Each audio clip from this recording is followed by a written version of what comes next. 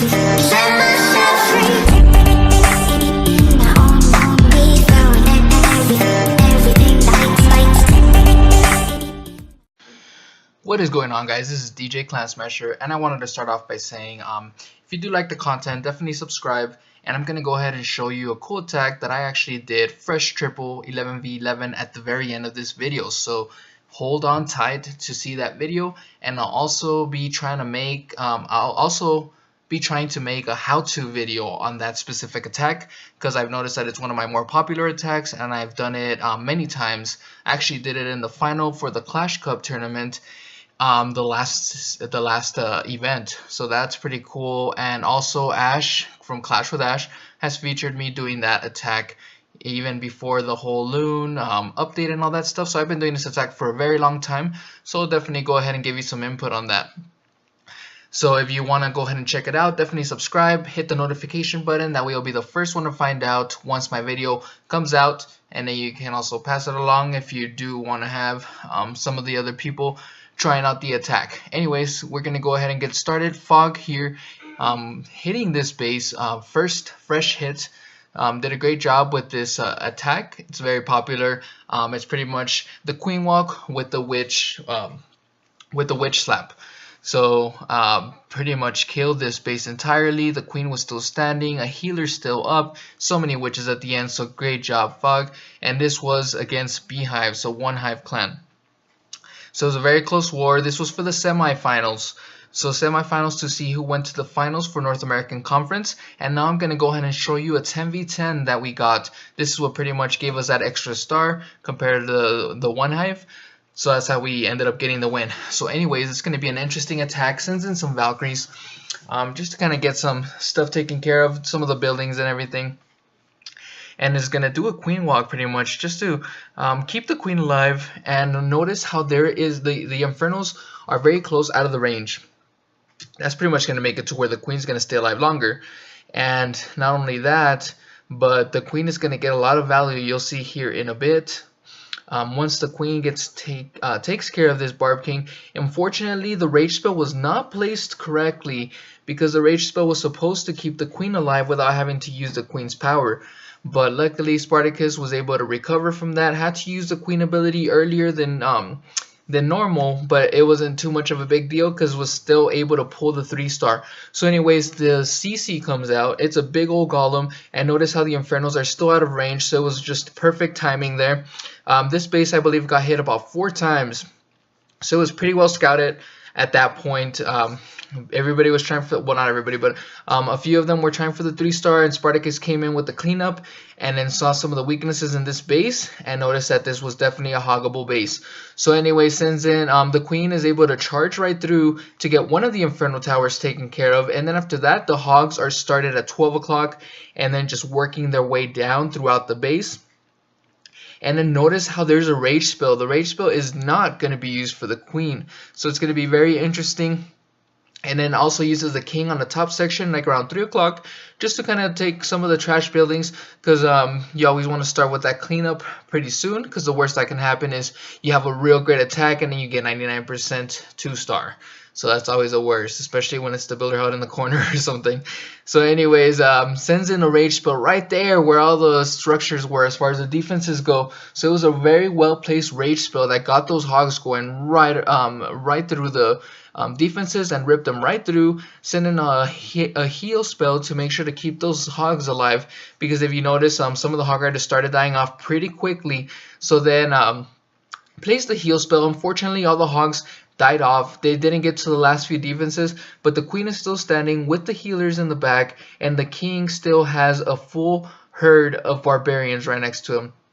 And it was a wizard at the very end. So very great job by Spartacus.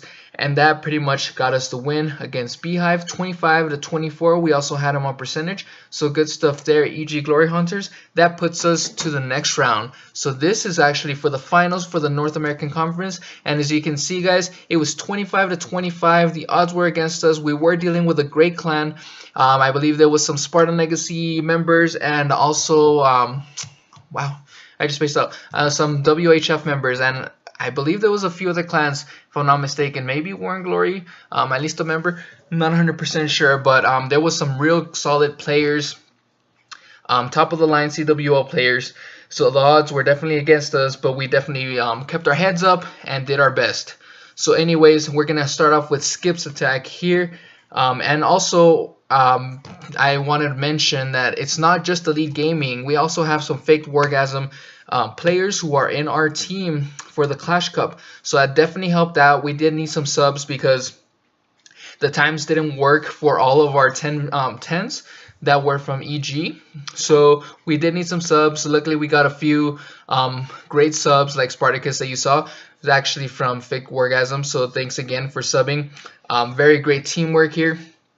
So then Skip is actually a fresh hit. The king died off pretty soon. I think he was expecting the king to survive a lot longer. So there was a lot of time, kind of like in a dull moment, trying to figure out where to start and where to go. But you'll see what I mean. Skip is going to do a great job. He's one of the best Town Hall 9 hitters. I believe he had one of the highest percentages in CWL season.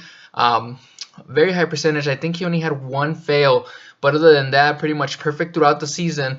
So watch his attack right here. Just real nice rage spells placed right here. It's one of those bases that you would normally not air. But Skip is crazy and he loves air attacks. And he will do whatever the heck he wants to get those 3 stars as far as the air attack goes. So I really enjoy watching all his attacks because it always intrigues me. It's something that I am not expecting. So it's always nice to see those kinds of attacks. So anyways, places a heal spell at the very end just to keep the herd alive, the herd of loons alive, because of the splash damage of the wizard towers at the very end. And then kind of held off on the queen towards the end of the section. And why did he held off on the queen? It's because of the loon, of the hound in the CC. You don't really want the queen to deal with the hound early on because then it's going to pop and the lava pups are very annoying. But luckily he did a great job of taking care of the lava by kind of having it distracted over there in the corner, while the queen did some work on the right side, like around 2 o'clock, just to get rid of some of the structures and some of the splash damage. So great hit right here. Even though the lava did pop, it was already too late. The 3-star had already occurred. So anyways, guys, now I'm going to go ahead and show you a 10v10 hit. It was not a 3-star, but it was super close, and this one's actually going to be by Jethro. So Jethro here is going to do the TT attack pretty much. One of the members who joined from Bada Bing clan to Elite Gaming showed us this real awesome attack. I should definitely do a recap. But Echo Through Me did a great recap with him, a pro series with TT, so you should definitely check that out. So anyway, sends in the queen walk at the 3 o'clock section, making sure that it walks up to 12 o'clock. Sends in the 4 witches with 3 to 4 bowlers at 6 o'clock, and then sends in the golem straight to the middle with the jump spell, and then just places the bowlers kind of like from out to in, just to make sure that the bowlers go to the middle. And then just very patient when it came to the rage spell. Placed the rage spell right before they got to the Inferno, just to make sure that because of all the buildings that are before getting to the core have a lot of high DPS. The reason that's the reason why the rage spell was placed right before getting to the core.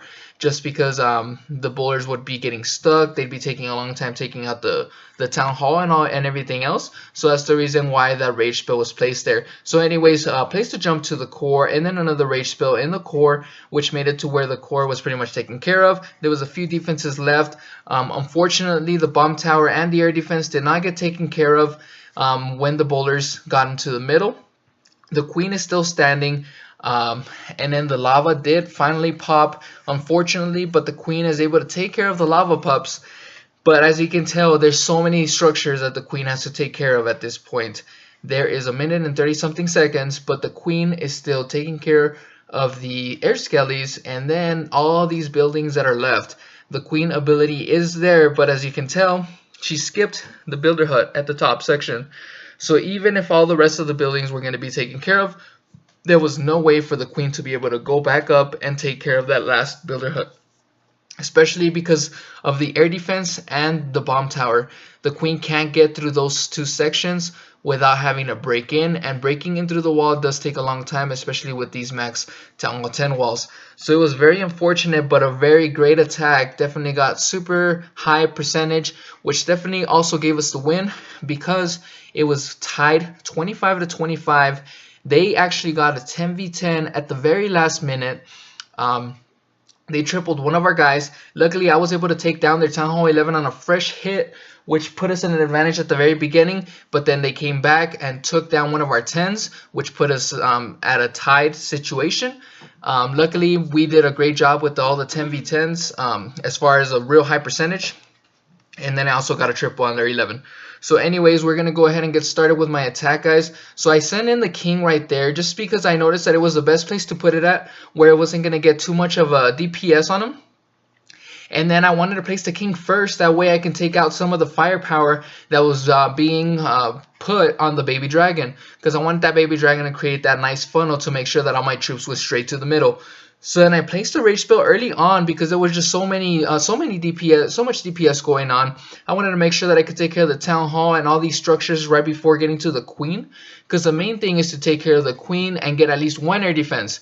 So my kill squad didn't go as far as I wanted it to, but I was very patient. I waited until the queen was able to take care of the eagle artillery. I was not expecting to get the eagle. I was actually expecting to get the inferno. So I did not think I was going to get a triple, but I just went with the flow. Wanted to make sure that I can path my loons the best I could, because I figured I'll just get a real high percentage 2-star if anything. So then I placed the haste spells, pretty much send in a few loons, kind of sprinkle them around. I try to send like 3 to 4 loons per structure. And then I'll sometimes send more depending on how many structures are going to go through. So then I froze that section, and the reason why I froze that section was because it was a wizard tower and an inferno, so I knew that there was a real high value there. Luckily I saved one of my loons. I saved the loon because I wanted to place it where the wizard tower was at, just to kind of take some of that splash damage away from the rest of the balloons.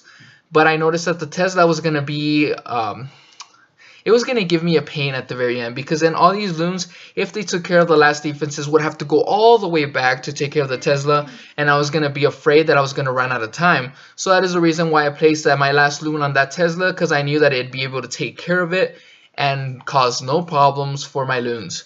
So then after that, guys, the raid was pretty much over at this point. I was just a little worried about the cleanup. Luckily, my lavas did pop, and all the lava pups were able to help with the cleanup, and I still had so many loons left, so I was definitely not worried about this attack anymore. Very stoked to get the triple on this base. And especially because I had such a bad war yesterday, guys. Yesterday against Beehive, that was like probably the worst war ever. I tried to do a Bola Loon attack, and it was just not my day, guys. I barely got 50%. So anyways, sometimes we all have our bad days. But anyways, great job, AA. That was a very close war. Thanks for keeping it super entertaining. Glad we're going to move up to the championship against the European Conference. That'll be in November the 4th, so I'll see you guys there. And if you do want to join Elite Gaming, you should definitely hit us up. We have the Discord information right here. We're currently looking for Town Hall 9s, 10s, and 11s, so definitely stop by, let us know, show us a screenshot of your base and your profile, and then we'll definitely get you from there. We're also looking for people specifically for White Temple, because we are going to be in the MLCW, so we're definitely looking for a nice crew there. So please let us know and stop by, and I'll see you guys next time. And like I said, probably going to make a how-to video on that Bola Loon attack. So definitely subscribe if you do want to check it out in the future, in the near future, and I'll see you guys then. Thanks again. Bye-bye.